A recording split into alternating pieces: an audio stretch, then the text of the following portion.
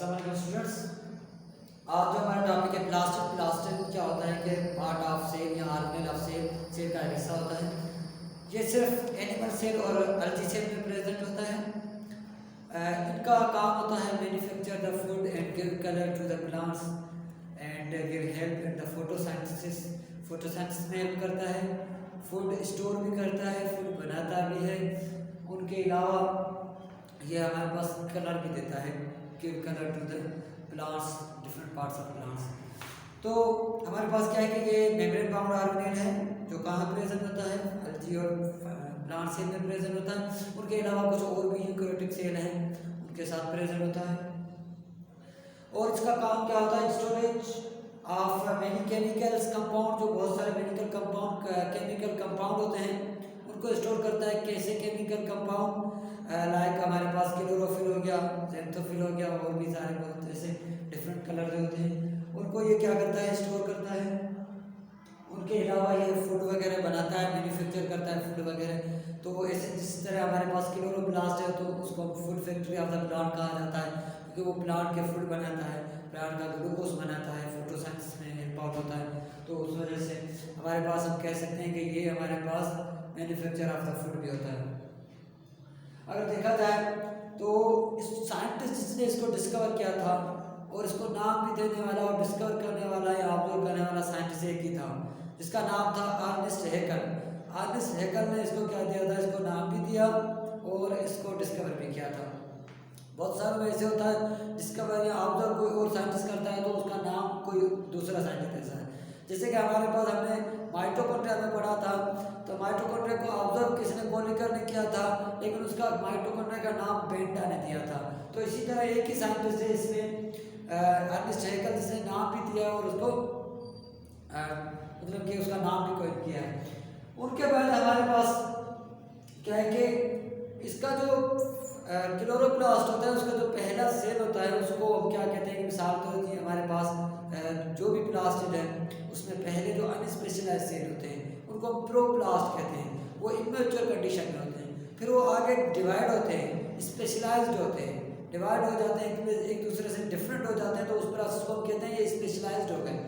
जब ये आगे स्पेशलाइज होते हैं तो ये 3 सेल में कन्वर्ट हो जाते हैं। वैसे तो according to your new research बहुत सारे आ गए हैं, लेकिन हमारे पास जो बुक तक महदूद जो है वो 3 हैं, तो मैं वही आपको बताने जा रहा हूँ।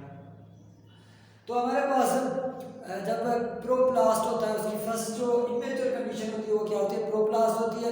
जब प्रोप्लास्ट डिवाइड होता है वो 3 टाइप के सेल बनाता है, मतलब कि वो प्रोप्लास्ट या तो क्लोरोप्लास्ट बना देगा, क्लोरोप्लास्ट में कन्वर्ट हो जाएगा, या तो वो क्या बना देगा हमारे पास ल्यूकोप्लास्ट बना देगा, या तो वो क्रोमोप्लास्ट बना देगा। मतलब कि प्रोप्लास्ट या ल्यूकोप्लास्ट में कन्वर्ट हो जाएगा, या प्रोप्लास्ट में क्रोमोप्लास्ट में कन्वर्ट हो जाएगा, या क्लोरोप्लास्ट में कन्वर्ट हो जाएगा। तो इसी तरह हमारे पास क्या होता है कि ये 3 टाइप के सेल होते हैं जो प्रोप्लास्ट से बनते हैं, जो इमेच्योर कंडीशन होती है हमारे पास क्लोरोप्लास्ट या क्रोमोप्लास्ट या ल्यूकोप्लास्ट की। वो जो 3 टाइप के सेल होते हैं हमारे पास, एक क्लोरोप्लास्ट आ गया, क्रोमोप्लास्ट आ गया और ल्यूकोप्लास्ट आ गया। वर्ड क्लोरो का मतलब क्या होता है, ग्रीन होता है। क्लोरो का क्या मतलब होता है, ग्रीन। ग्रीन मीन्स हमें पता है, तो वो ग्रीन कलर हमारे पास प्लांट्स को देने में हेल्प आउट करता है, और उनका अलावा जो लाइट होती है उनको भी एब्जॉर्ब करता है। क्लोरोप्लास्ट का काम उसमें, क्योंकि उसमें क्लोरोफिल मौजूद होता है। क्लोरोप्लास्ट के अंदर क्या होता है कि क्लोरोफिल होता है। उस क्लोरोफिल एक पिगमेंट है, वो एक ऑर्गेनेल नहीं है लेकिन वो एक पिगमेंट है, कलर है, ग्लाइज है। उस पिगमेंट में लाइट को एब्जॉर्ब करने की एबिलिटी भी होती है, उस पिगमेंट में ग्रीन कलर देने की एबिलिटी होती है। तो इसी तरह ये प्लांट्स के ज़्यादातर जो ग्रीन पार्ट्स हैं, जैसे कि हमारे पास क्या क्या आ गए, हमारे पास लीफ आ गए, मेनली लीफ आ गए, और भी जो न्यू ब्रांच होती है, न्यू सेल होते हैं, वो सारे क्लोरोफिल में उसमें मौजूद होता है, क्योंकि वो सारे ग्रीन जो भी हमें दिखाई दे रहे हैं उन सब में क्लोरोफिल मौजूद होता है। हालांकि जो न्यू फ्रूट होता है तो उसमें भी हमारे पास क्लोरोफिल होता है, जो ग्रीनिश कलर का होता है। जब वो बड़ा मतलब कि जब वो रिपिन होता है तो उस टाइम उनका क्लोरोफिल को हमारे पास इथेन हार्मोन आके ब्रेक डाउन कर देता है, जिस वजह से उसका कलर चेंज हो जाता है। तो हमारे पास क्लोरोप्लास्ट या क्लोरोप्लास्ट में जो क्लोरोफिल है वो एक पिगमेंट है जो क्लोरोप्लास्ट में होता है। उनके ये काम मैंने बताए। उनके अलावा हमारे पास क्रोमोप्लास्ट की तरफ जाएं तो क्रोमोप्लास्ट क्या होता है, कलरफुल बॉडी होती है, मतलब कलरफुल पिगमेंट होता है। क्रोमो का मतलब होता है कलरफुल, कोई भी कलर विदाउट। अब हमारे पास यहाँ हम देखेंगे विदाउट ग्रीन, ग्रीन कलर के अलावा कोई भी कलर होता है। प्लांट्स में आप देखे होंगे, प्लांट्स के येलो फ्लावर होते हैं, प्लांट्स के रेड फ्लावर होते हैं, पर्पल फ्लावर होते हैं, पिंक फ्लावर होते हैं, वाइट, हालांकि वाइट फ्लावर भी, उन सबको कलर कौन देता है हमारे पास, क्रोमोप्लास्ट कलर देता है। तो क्रोमोप्लास्ट में बताया है कि are colours to the plants without green, green के अलावा जो भी कलर्स होते हैं प्लांट्स में वो कौन देता है हमारे पास, क्रोमोप्लास्ट देता है। ये फ्लावर में और फ्रूट्स में प्रेजेंट होता है। फ्रूट्स भी डिफरेंट टाइप के, आपको पता है कि कोई रेड कोई टोमेटो है, जैसे कि हमारे पास डिफरेंट कलर के होते हैं, वो किस वजह से होते हैं, वो हमारे पास क्रोमोप्लास्ट की वजह से होते हैं। थर्ड नंबर पे हम आएंगे ल्यूकोप्लास्ट की तरफ। तो ल्यूको का मतलब होता है कलरलेस, जैसे कि आप ल्यूकोसाइट्स पढ़ते हैं, वाइट ब्लड से ये वो, तो मतलब जिसका कोई कलर नहीं होता वो कलरलेस होता है, वाइटिश कलर का होता है, तो उनको वाइट भी कह सकते हैं। लेकिन ल्यूकोप्लास्ट की तरफ जाएंगे तो ल्यूकोप्लास्ट मतलब कलरलेस, इसमें कोई भी कलर मौजूद ना हो। ऐसे जो होते हैं पार्ट, वो कहाँ होते हैं, वो अंडरग्राउंड होते हैं। अंडरग्राउंड आप समझते हैं, मतलब जमीन के अंदर जो होते हैं, जैसे कि हमारे पास रूट्स आ गई, और कुछ ऐसे स्टीम होते हैं वो भी अंडरग्राउंड आ जाते हैं। तो इसी तरह हमारे पास जो अंडरग्राउंड पार्ट होते हैं उसमें हमारे पास ज़्यादातर क्या होता है कि ल्यूकोप्लास्ट होता है। और ये जो मतलब कि कोई भी इसको कलर मतलब कि जमीन जैसा वाइटिश कलर है उनको देता है, कोई वैसा कलर नहीं देता। और प्लास्टिक को देखा जाए तो उसमें ये प्लास्टिक जो होते हैं स्टार्च वगैरह को स्टोर करते हैं, स्टार्च वगैरह से प्रेजेंट होता है, क्योंकि ये ग्लूकोज बनाते हैं, ग्लूकोज को स्टार्च में कन्वर्ट करते हैं, तो स्टार्च वगैरह स्टोर करते हैं। इस वजह से इनको स्टोरिंग ऑफ ऑर्गेनिक भी कहा सकते हैं। अब हमारे पास स्ट्रक्चर मैंने बनाई है क्लोरोप्लास्ट की। ये हमारे पास क्या है कि क्लोरोप्लास्ट की स्ट्रक्चर है। क्लोरोप्लास्ट की स्ट्रक्चर में क्या क्या होता है मैं आपको बताता हूँ। ये क्लोरोप्लास्ट होता है डबल मेम्ब्रेन ऑर्गेनेल होता है, इसके पास खुद का डीएनए होता है। हमारे पास क्या है कि ये हमारे पास का डीएनए है, ठीक है। अब जो प्रोप्लास्ट होता है और क्लोरोप्लास्ट होता है वो डिवाइड करते हैं, डिवाइड करने की उनके पास एबिलिटी है, क्योंकि उसके पास अपना खुद का डीएनए प्रेजेंट होता है। तो इसी तरह हमारे पास जो क्लोरोप्लास्ट है वो इमेच्योर क्लोरोप्लास्ट भी डिवाइड करता है, हालांकि मैच्योर हो जाता है फिर भी वो डिवाइड कर सकता है, क्योंकि उसके पास अपना डीएनए है। मैच्योर हो जाए फिर भी डिवाइड कर सकता है, क्यों, क्योंकि उसके पास अपना डीएनए। तो हमारे पास क्वेश्चन आता है कौन से ऑर्गेनेल है जिसके पास खुद का अपना डीएनए होता है, तो वो हमारे पास न्यूक्लियस आ जाता है, वो हमारे पास माइटोकॉन्ड्रिया आ जाता है, क्लोरोप्लास्ट आ जाता है, और एक ऑर्गेनेल है प्लास्टिड, सॉरी प्लास्मिड। प्लास्मिड का होता है बैक्टीरिया में होता है, वहाँ भी डीएनए प्रेजेंट होता है। तो ये स्ट्रक्चर है हमारे पास क्लोरोप्लास्ट की, जिसमें मैंने बताया कि इसकी डबल मेम्ब्रेन बॉन्ड ऑर्गेनेल है, तो इनके ऊपर डबल मेम्ब्रेन होती है। उनके अलावा इसमें कुछ सेक लाइक स्ट्रक्चर मौजूद होती है, छोटी सी थैलियाँ, जैसे कि छोटी सी बोरियाँ होती है ना, ऐसे मतलब कि बोरियों की कतारें पड़ी होती है, इसी लगता है ऐसे। अब ये जो छोटी थैलियाँ होती हैं, सेक्स होती हैं, उनको हम क्या कहते हैं कि थाइलाकोइड से।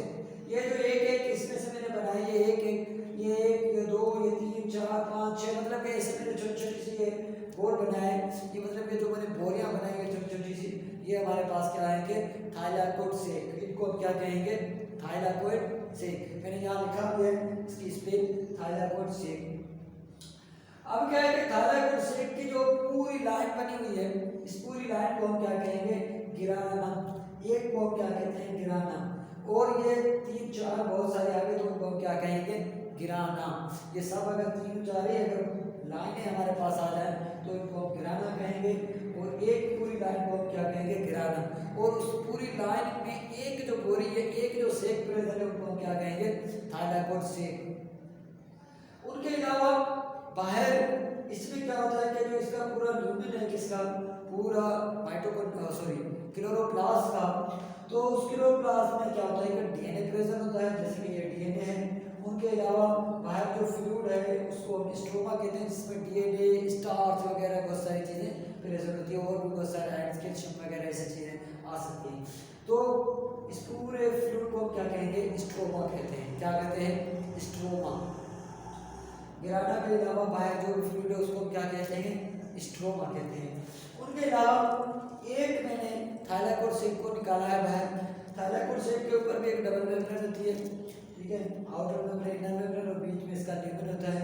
ये हमारे पास क्या करता है कि एनर्जी कन्वर्टिंग ऑर्गेनेल है। क्लोरोप्लास्ट क्या होता है कि एनर्जी कन्वर्टिंग ऑर्गेनेल। दो हमारे पास होते हैं एनर्जी कन्वर्टिंग ऑर्गेनेल, एक माइटोकॉन्ड्रिया को भी कह सकते हैं, दूसरा हमारे पास क्या है कि क्लोरोप्लास्ट है, तो वो भी एनर्जी कन्वर्टिंग ऑर्गेनेल होता है। तो क्लोरोप्लास्ट एनर्जी कन्वर्टिंग ऑर्गेनेल कैसे हो गया, ये क्या करता है कि कार्बन डाइऑक्साइड एंड जो वाटर होता है उनसे ये क्या बनाता है कि अपना ग्लूकोज बनाता है। आप देखें ग्लूकोज बनाता है कैसे, जैसे लाइट यहाँ पे लगती है, लाइट आती है तो यहाँ पे वाटर जो होता है ब्रेक डाउन होता है। वाटर जैसे ब्रेक डाउन होता है उसके हाइड्रोजन अलग, आयन अलग हो जाएंगे, ऑक्सीजन अलग हो जाएगा। ये वाला ऑक्सीजन जो वाटर से अलग हुआ है वो तो बाहर निकल जाएगा। जैसे हम कहते हैं कि फोटोसिंथेसिस में प्लांट्स जो है ऑक्सीजन बाहर निकालते हैं, वो ये वाटर वाली ऑक्सीजन होती है।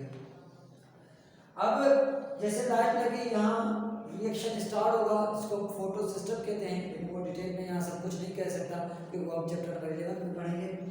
तो यहाँ फोटो सिस्टम स्टार्ट हो जाएगा और ये वाटर जो टूटेगा उसको फोटोलाइसिस कहेंगे।